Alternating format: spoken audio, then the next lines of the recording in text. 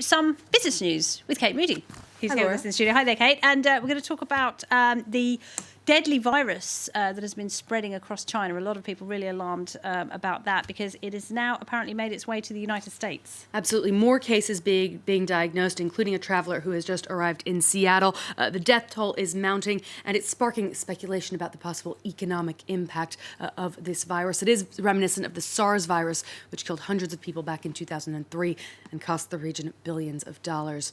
Many people have already canceled travel plans ahead of the Chinese New Year, and that could weigh on the tourism industry and even industrial production. Sam Bradpeace reports. China's deadly coronavirus is beginning to infect global markets. Asian stocks were particularly hard hit in Tuesday's trading. The travel sector was badly affected, with share prices tumbling in airlines, hotel and casino operators and booking platforms. European luxury goods makers have also seen share prices fall amid concerns over reduced business from Chinese consumers. Asian pharmaceutical companies, on the other hand, have seen shares spike, and face masks have even sold out in parts of the country. The overall economic impact of this outbreak will likely be determined by whether the government opts to introduce comprehensive restrictions on movement. Just after Chinese New Year, when normally the factories are resuming their production, it could really disorganize the production system and have an impact on the rest of the world. The virus has revived memories of the SARS epidemic detected in China in 2003, which killed 800 people worldwide.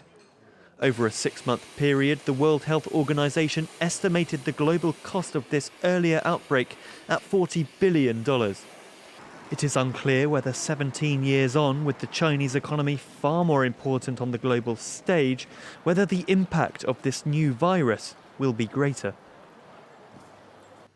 Let's check in on the day's trading action now. Wall Street is following the negative trend that was set in Asia. The Dow Jones dropping about 100 points earlier in the session. Investors are concerned by an interview from the U.S. Treasury Secretary who suggested that even phase 2 of a trade deal with China could see some tariffs remain in place. Just over an hour of trade to go there. The major European industries were mostly lower as well. We saw shares of the Swiss bank UBS down 4.5% on weak profits for 2019 and lower guidance for the year to come. The French and American finance ministers will meet in Davos on Wednesday to thrash out the details of what appears to be a truce on their tax and trade dispute.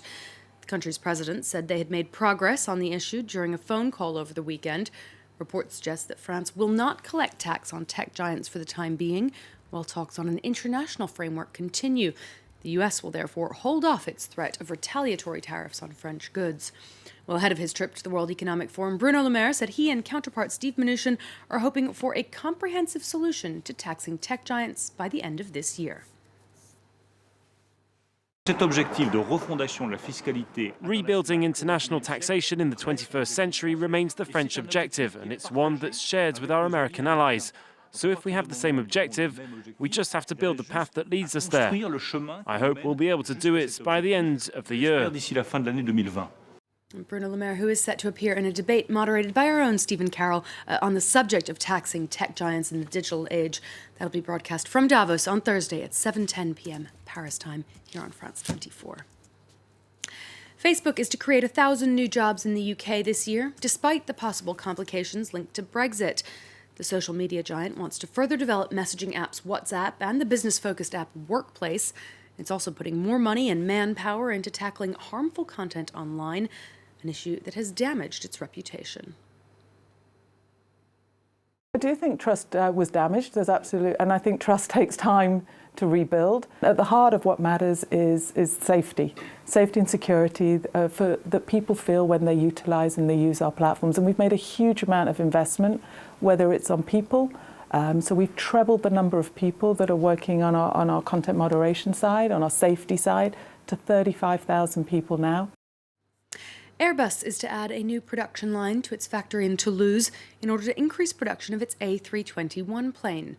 A statement from the European aviation giant said it was, quote, enjoying unprecedented high demand for that A320 family of single-aisle jets, which are the main competitor to Boeing's 737 series. The American firm has been under intense scrutiny since 2 deadly accidents and the subsequent grounding of the 737 MAX fleet. Boeing is reportedly seeking some $10 billion in bank loans to make up for the hole in its finances.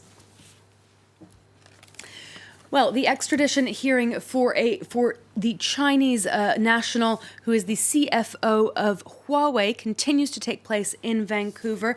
It's an issue that has been throwing road bumps in the way of ongoing negotiations between the U.S. and China on a possible Phase 2 trade deal. Meng Wanzhou, Huawei's chief financial officer, is suspected of bank fraud. U.S. prosecutors believe she concealed that Huawei had been using a shell company to do business with Iran, which has faced U.S. sanctions. But her lawyers say she's innocent. First, Canada had no sanctions against Iran at the time of her arrest, which means the charges are irrelevant. And lawyers say the case is political, that the United States are targeting Huawei, the world's leading 5G provider, as part of their trade war with China. Some experts agree. The United States really, in a wider sense, does want to constrain the growth of China's technological capabilities, to constrain the growth of its major companies, including Huawei. But U.S. Treasury Secretary Steven Mnuchin told CNBC last week the U.S. is not using Huawei to gain leverage. I don't view Huawei as a chess piece. Huawei is not part of the economic dialogue. It is part of the national security dialogue, which is ongoing. The U.S. has ostracized Huawei and its 5G network, warning its allies Huawei could use its technology to spy on them. In 2017, Beijing passed a law forcing China-based companies to cooperate with intelligence services. The Phase 1 trade deal did not mention Huawei, but the second phase deal could, as it will deal with cybersecurity. Certainly far from the end of the story on Huawei, I think, Laura. Kate, thanks very much indeed. Kate Moody there with